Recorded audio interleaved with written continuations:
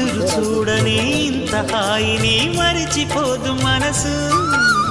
ఒదిగి ఉండి నీ వాకిటిలో బదులు కోరి నీ నిలుచున్నా. దారి తెలియని చీకటిలో వెలుగు చూసి కాదంటానా.